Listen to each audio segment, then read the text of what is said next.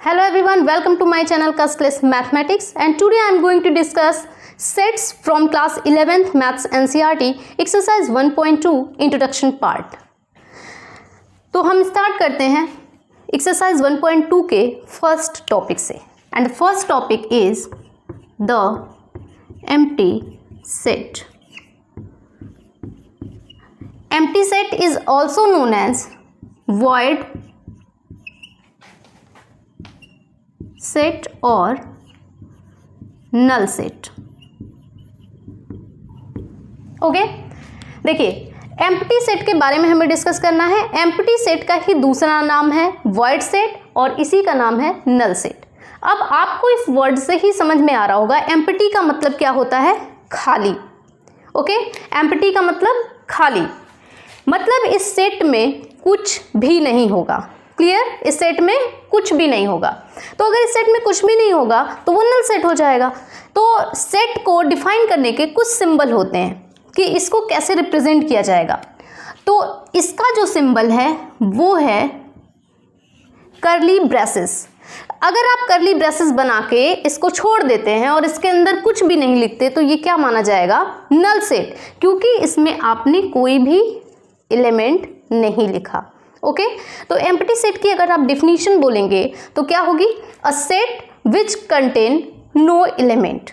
Okay, और in other words a set which does not contain any element और known as empty set. इसी का एक और सिंबल होता है रिप्रेजेंट करने का, फाई। इसको हम क्या बोलते हैं, फाई, PHI। ओके, तो ये हो गई एम्प्टी सेट की डिफिनीशन। एम्प्टी सेट की डिफिनीशन आपको समझ में आ गई। अ set which does not contain any element, एक ऐसा सेट जिसमें कोई भी एलिमेंट न हो उसको हम क्या बोलते हैं, एम्प्टी सेट बोलते हैं। Is it clear? अब हम चलते हैं इसके एग्जाम्पल पे। आपने एक्सरसाइज 1.1 में रोस्टर फॉर्म और उसके बाद सेट बिल्डर फॉर्म पढ़ा हुआ था, रोस्टर और टेबुलर एंड सेट बिल्डर। अब दोनों का रिप्रेजेंटेशन आपने देखा था, तो अब उसी के बेसिस पे हम इस पे लेंगे एक एग्जाम्पल। एग्जाम्पल है हमारा, if set A is equal to X। Okay, कोई एक सेट है X और इस X को डिफाइन करने के लिए आप लेंगे X क्या है, X is a whole number less than 0। Okay, आपको देख के समझ में आ रहा है कि ये सेट बिल्डर फॉर्म में लिखा हुआ है। एक सेट है X और X को डिफाइन कैसे किया कि X एक होल नंबर है जो क्या है, 0 से छोटा है। तो सिंपली आप इसको पहले लिखिए रोस्टर फॉर्म में। जब आप इसको रोस्टर फॉर्म में लिखेंगे तो लिखेंगे set A is equal to, आपने कर्ली ब्रेसेस बनाया। अब आपको इसमें एलिमेंट लिखने हैं, तो ये बताइए कि X एक होल नंबर होना चाहिए और 0 से छोटा होना चाहिए। तो आपको पता है कि होल नंबर तो स्टार्ट ही 0 से होता है, तो 0 से छोटा कैसे हो सकता है। इट मीन्स आपको कोई भी एलिमेंट नहीं मिले, और इसमें अगर कोई एलिमेंट नहीं मिले तो ये कैसा सेट हो गया, ये हो गया empty set. Clear, empty set की डिफिनीशन क्लियर हो गई। एक और एग्जांपल ले लेते हैं। If set A is equal to X और X को डिफाइन करते हैं, X is a natural number where x lies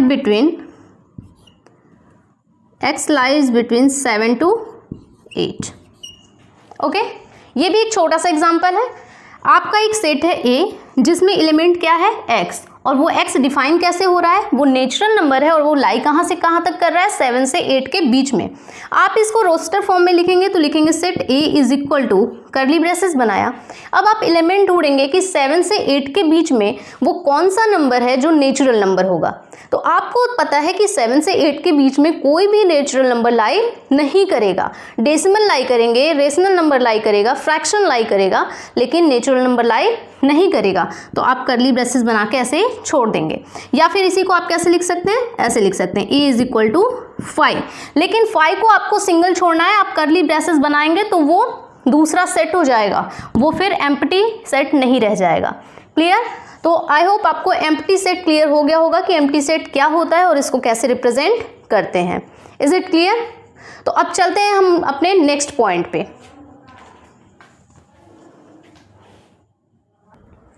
next topic है हमारा finite set and infinite set.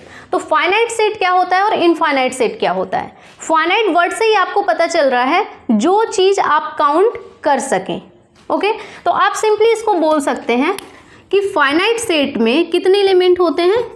Countable number of element होते हैं, काउंटेबल नंबर ऑफ एलिमेंट होते हैं। और इनफाइनाइट में कैसे होते हैं? Uncountable number of elements are present, uncountable number of elements are present. Clear? Finite it means एक ऐसा सेट जिसमें जितने भी एलिमेंट होंगे आप उनको काउंट कर पाओगे, तो वो फाइनाइट नंबर ऑफ सेट हो जाएगा, फाइनाइट सेट। और अगर आप एलिमेंट को काउंट नहीं कर पाते हो तो वो कैसा हो जाएगा? आपका इनफाइनाइट सेट हो जाएगा। तो अगर आपको डिफाइन करना है इसको, आप बोल सकते हो अ सेट विच इज एम्प्टी और consist definite or countable number of elements, then it is known as finite set, otherwise it is infinite set. Well आपका एक्सप्लेन किया हुआ है बिल्कुल एनसीईआरटी में, आप में डिफिनीशन लिखी हुई है, प्रॉपर डिफिनीशन यहाँ पे नहीं लिख रहे हैं, टाइम टेकिंग हो जाता है। आपको सिर्फ समझना है कि फाइनाइट सेट क्या होता है, इनफाइनाइट सेट क्या होता है। फाइनाइट सेट वो सेट होते हैं जिसमें countable number of elements present होते हैं, और इनफाइनाइट सेट वो होते हैं जिसमें अनकाउंटेबल, इट मीन्स आप काउंट नहीं कर सकते। आपको बेटर समझ में आएगा एग्जाम्पल से। तो एक एग्जाम्पल लेते हैं हम इसमें। लेट सेट बी ए, कोई एक सेट है ए, उसमें कैसे एलिमेंट है? एक्स एलिमेंट है, और डिफाइन कैसे हुआ? X is a natural number less than 10। Clear? और सेकेंड हम ले लेते हैं एग्जाम्पल यहीं पे, set A is equal to X, और एक्स को डिफाइन करते हैं X is a natural number. Okay, दो एग्जाम्पल मैंने यहाँ पे लिया है। फर्स्ट है एक सेट ए है, उसमें एलिमेंट एक्स है, और एक्स को डिफाइन कैसे किया जा रहा है? एक्स नेचुरल नंबर है और कैसा है? 10 से छोटा है, लेस देन 10। तो सबसे पहले आप इनको रोस्टर फॉर्म में लिखिए। रोस्टर फॉर्म में लिखेंगे तो ये क्या बनेंगे? Natural number less than 10, we know that natural number starting from 1। So 1 2 3 4 5 6 7 8 9। Okay, less than 10 की बात की है, 9 पे आके रुक जाएंगे, करली ब्रेसेस मैंने क्लोज कर दिया। अब देखो, आप इसको काउंट कर सकते हो, बहुत इजीली काउंट कर सकते हैं। हम बोलेंगे कि इस सेट में 9 एलिमेंट्स प्रेजेंट हैं। क्लियर? इस सेट में 9 एलिमेंट्स प्रेजेंट हैं, तो ये कैसा सेट हो गया? ये हो गया आपका फाइनाइट। क्यों फाइनाइट सेट हो गया? क्योंकि ये काउंटेबल है, आप काउंट कर सकते हैं। अब आते हैं हम सेकंड पे, आप इसको रोस्टर फॉर्म में लिखिए। बोल रहा है कि एक सेट है जिसमें एलिमेंट कैसा है? एक्स है। एक्स को डिफाइन कैसे कर रहा है? डिफाइन कर रहा है X is a natural number, और नेचुरल नंबर स्टार्ट हुआ 1 से, 1 2 3 4। इसने ये नहीं बोला कि ये नेचुरल नंबर कहाँ तक जा रहा है, तो ये कहाँ तक चला जाएगा? इनफाइनाइट तक चला जाएगा, और आप इसको काउंट नहीं कर पाओगे। आप देखो, ये एंड सो ऑन, 3 डॉट से ज़्यादा अप्लाई मत करना। ओके, सिर्फ 3 डॉट लगाएंगे, एंड सो ऑन, और इनफाइनाइट अगर आप नहीं भी लिखते हो तो चलेगा। क्लियर? मतलब ये आप काउंट नहीं कर पाओगे, तो ये कैसा सेट हो जाएगा? इनफाइनाइट सेट हो जाएगा। आई होप आपको फाइनाइट और इनफाइनाइट सेट क्लियर हो गया होगा, समझ में आ गया फाइनाइट सेट क्या होता है और इनफाइनाइट सेट क्या होता है। क्लियर हो गया? अब आते हैं हम नेक्स्ट टॉपिक पे, और हमारा नेक्स्ट टॉपिक है सिंगलटन सेट। हमारा नेक्स्ट टॉपिक क्या है? Singleton set. तो सिंगलटन सेट क्या होता है उसके बारे में देखते हैं, इसको भी समझिए। सिंगलटन वर्ड कहाँ से आया? सिंगल से ही आया हुआ है, और इसमें TON लग गया है, ये हो गया सिंगलटन सेट। तो आपको समझ में आ रहा होगा कि कोई एक ऐसा सेट जिसमें सिर्फ और सिर्फ क्या होगा? एक एलिमेंट होगा।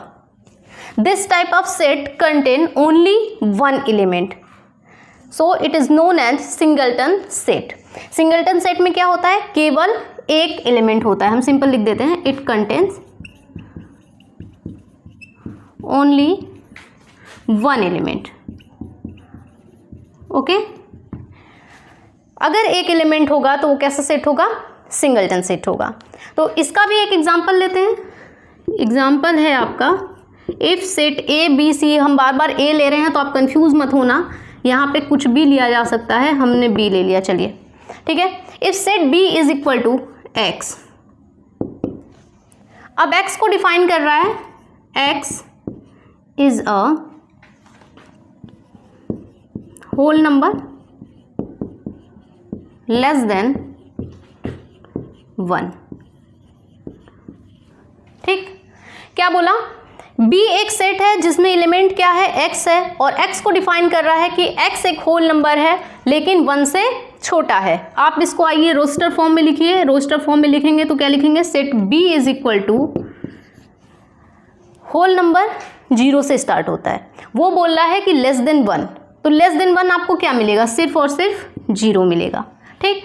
तो अगर आप इस सेट में देखोगे तो आपको सिर्फ और सिर्फ एक एलिमेंट दिखाई दे रहा है, इसीलिए हम इसको कैसा सेट बोलेंगे, इसको हम बोलेंगे सिंगलटन सेट। क्लियर हो गया। आपको देखिए जब भी कोई सेट के बारे में इंफॉर्मेशन उसको देनी होगी, मोस्ट प्रोबेबली वो यूज करेगा आपका सेट बिल्डर फॉर्म। क्लियर है, आप उसको रोस्टर फॉर्म में चेंज करोगे, आपके सामने पूरा उसका व्यू आ जाएगा और आप कर पाओगे, ठीक है। अब इसके बाद लास्ट टॉपिक पे आते हैं। इस एक्सरसाइज का लास्ट टॉपिक है हमारा इक्वल सेट। इसके भी नाम से आपको पता चल रहा होगा इक्वल सेट क्या होता है। देखिए इक्वल सेट, इक्वलिटी हम कब यूज करते हैं, जब किसी चीज में हम कंपैरिजन करना स्टार्ट करते हैं। इक्वल की बात हम कब करेंगे, जब अगर कोई मेरे बगल में खड़ा है, आप हाइट की बात कर रहे हो, मेरी सिंगल हाइट तो आप देखोगे नहीं, बगल में कोई खड़ा होगा तो आप बोलोगे कि हाँ इनकी हाइट उनकी हाइट से छोटी है, इनकी हाइट उनकी हाइट से बड़ी है, आप कंपेयर कर पाओगे। इट मीन्स यहाँ पे अगर इक्वल सेट की बात हो रही है तो कहीं ना कहीं 2 सेट प्रेजेंट होंगे तभी इक्वल सेट की बात हो रही है। यहाँ पे आप डिफाइन करने के लिए बोलोगे 2 sets are equal if they have exactly same element. कोई 2 चीज़ आपस में इक्वल कब हो सकती है, जब वो एग्जैक्टली कैसी दिख रही हो, सेम दिख रही हो। क्लियर। तो इक्वल सेट वही होंगे जिनमें एग्जैक्टली क्या होंगे, सेम एलिमेंट्स प्रेजेंट होंगे। क्लियर, डेफिनेशन समझ में आ गई आपको। हम सीधे एग्जांपल लेते हैं। ले लिया है 2 सेट, सेट ए और बी। ओके, एक और एग्जांपल ले लेते हैं इसी के साथ। Set A is equal to 1 2 4 and set B is equal to 4 1 2। कोई भी एग्जांपल आ सकता है आपके सामने, आपको सिर्फ समझना है कि हो क्या रहा है। ये दोनों इक्वल कब होंगे, इक्वल तभी होंगे जब इसमें इक्वल नंबर ऑफ एलिमेंट्स होंगे, और वो एलिमेंट्स कैसे होंगे, सेम होंगे। तो आप इसमें कंपेयर करना स्टार्ट करिए। देखिए here set A contain 1, set B contain 1, मिला same element. Set A contain 2, set B contain 2, set A contain 3, set B contain 3। Set A के तो सारे एलिमेंट खत्म हो गए, लेकिन सेट बी में अभी क्या बचा हुआ है, 4 बचा हुआ है। It means here set B contain element 4। ठीक, ये 3 तो कॉमन थे, लेकिन सेट बी में एक एलिमेंट और प्रेजेंट है जो कौन सा है, 4। So set A can not be equal to set B. Clear हो गया। Set A can not be equal to set B. क्यों इक्वल नहीं हो रहा है, क्योंकि इसमें एक एक्स्ट्रा एलिमेंट आ जा रहा है। क्लियर हो गया। यहाँ पे आइए, set A contain 1, set B contain 1, set A contain 2, set B contain 2, set A contain 4, set B contain 4। Here set A and B both have equal number of elements, so set A is equal to set B. Clear, समझ में आया। Equal set कब होता है, जब दोनों में क्या हो, इक्वल नंबर ऑफ एलिमेंट्स हो और वो एलिमेंट भी आपस में इक्वल हो। अब आपको बात ध्यान में ये रखनी है कि इसका ये जो ऑर्डर है इधर उधर होगा तो कोई इफेक्ट नहीं आएगा। लाइक इसमें 1 2 4 था और इसमें 4 1 2 हो रहा है। क्लियर हो गया। एक और टाइप देख लेते हैं एग्जाम्पल, बहुत सिंपल है ये भी एक्सरसाइज। अगर 1.1 क्लियर हो गई होगी तो 1.2 भी आपको समझ में आ रही होगी कि क्या हो रहा है। छोटा सा एग्जाम्पल लेते हैं फिर से।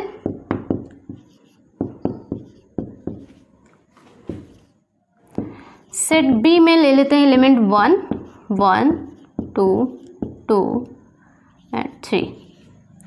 आपसे पूछ रहा है is set A and set B are equal, क्या सेट ए और सेट बी इक्वल सेट है? तो आप क्या बोलेंगे? इन दोनों को देख के आपको क्या लग रहा है? देखिए ये तो देखने में ही छोटा लग रहा है, वो बड़ा लग रहा है। डायरेक्ट बोलेंगे कि इक्वल नहीं है? नहीं बोलेंगे। क्यों? क्योंकि देखिए आपको देखना ये है, अगर आपको एक्सरसाइज 1.1 का इंट्रोडक्शन पार्ट याद हो थोड़ा बहुत, तो आप समझ सकते हो कि सेट बी अगर आप बनाओगे तो ये बनेगा 1, 2, 3। ऐसा क्यों हो रहा है समझ में आ रहा है? क्योंकि मैंने एक नोट पॉइंट बताया था कि in roster form elements can not be repeated. Elements अपने आप को रिपीट नहीं कर सकता, लेकिन यहाँ पे क्या था, एलिमेंट रिपीट कर रहा था, तो हमने क्या किया, उसको सिंगल टाइम्स लिखा। अब देखिए अब दोनों सेट क्या हो गए, इक्वल हो गए। अब आप बोल सकते हो set A is equal to set B. समझ में आ गई बात? तो देखिए इसमें हमने क्या क्या पढ़ लिया, एम्प्टी सेट पढ़ लिया, फाइनाइट इनफाइनाइट पढ़ लिया, और उसके बाद इक्वल सेट पढ़ लिया, सिंगलटन सेट पढ़ लिया। इतनी बात क्लियर हो गई आपको? तो एक एग्जांपल ले लेते हैं यहाँ पे हम। If x is the set of letter alloy, इसको हम एक बार नोट कर देते हैं एग्जाम्पल को, तब आपको बेटर समझ में आएगा। क्वेश्चन है if x is the set of letters alloy and b is the set of letters in loyal, is both the sets are equal. क्या दोनों सेट आपस में इक्वल हैं? तो सबसे पहले आपको इसका सेट बनाना होगा, और वो सेट आप कैसे बनाओगे, रोस्टर फॉर्म में बनाओगे। तो सबसे पहले हम रोस्टर फॉर्म में सेट बनाते हैं, set A. Okay, set A किसका है? Set A, X is the set of letter alloy, X है, ए नहीं है, एक्स है। ओके, तो हम एक्स सेट बनाते हैं। एक्स सेट किसका बन रहा है? एलॉय का बन रहा है। तो एलॉय में जो लेटर यूज हुआ है, एलॉय एक वर्ड है और एलॉय में डिफरेंट डिफरेंट लेटर यूज हुए हैं, तो उस लेटर को हम यहाँ पे लिखते हैं A L L O Y. Okay, B is the set of letters loyal, B किसका है? लॉयल का है, L O Y A L. Okay, curly braces लगा के हमने इसे क्लोज भी कर दिया। अब हम इसको रीराइट करेंगे। रीराइट क्यों करेंगे? Rewrite the set X and B both. Rewrite क्यों कर रहे हैं? क्योंकि फिर वही कॉन्सेप्ट आया कि रोस्टर फॉर्म में एलिमेंट अपने आप को रिपीट नहीं करता। तो इसको आप रीराइट करेंगे तो लिखेंगे ए एल, एल 2 बार रिपीट हुआ है तो सिंगल टाइम्स लिख दें इसको, और ये वाई। क्लियर? बी को रीराइट करोगे आप तो क्या मिलेगा? एल ओ वाई ए। क्लियर हो गया? अब आप दोनों को देखो, इसमें भी 4 एलिमेंट्स प्रेजेंट है, इसमें भी 4 एलिमेंट्स प्रेजेंट है। अब हमें देखना है कि क्या जो 4 एलिमेंट्स प्रेजेंट हैं वो आपस में इक्वल हैं। तो आप देखो, इसमें भी ए है, इसमें भी ए है, एक्स सेट में एल है, बी सेट में एल है, एक्स में ओ है, बी में भी ओ है, एंड एक्स में क्या है? वाई है, और बी में भी वाई है। सो ये set A is equal to set B. Clear हो गया? बस इतना सा टॉपिक था इस एक्सरसाइज में। अब आपको समझ में आ गया होगा, इंट्रोडक्शन पार्ट पूरा क्लियर हो गया होगा आपका। अगर इंट्रोडक्शन पार्ट क्लियर हो गया तो आप इस एक्सरसाइज को ट्राई करेंगे, और अगर आपको कोई भी डाउट होता है तो आप कमेंट में करिए। कोई भी क्वेश्चन आपको समझ में नहीं आता है कमेंट में करिए, हम उस पर वीडियो बना देंगे, आपको समझ में आ जाएगा। एक नोट पॉइंट इसमें और देख लीजिए कि जितने भी एम्प्टी सेट होते हैं वो फाइनाइट होते हैं। आपको समझ में आ रहा होगा क्यों होते हैं, क्योंकि जब वो एम्प्टी है तो आपको पता ही है कि वो खाली है, उसमें कुछ नहीं है, इट मीन्स वो काउंटेबल में आ जाएगा, तो वो क्या बन जाएगा, फाइनाइट बन जाएगा। मैंने डिफिनीशन में बोला भी था, मे बी आप उसको स्किप कर जाओ, इसलिए मैंने यहाँ पे भी बता दिया, इंपॉर्टेंट पॉइंट है वो। तो इतनी चीज़ें आपको समझ में आ गई होंगी, बस इतना ही है इसमें। आप ट्राई करिए, सीखते रहिए, लाइक शेयर सब्सक्राइब करते रहिए। अब मिलते हैं नेक्स्ट वीडियो में एक्सरसाइज 1.3 के इंट्रोडक्शन पार्ट के साथ। तब तक थैंक यू।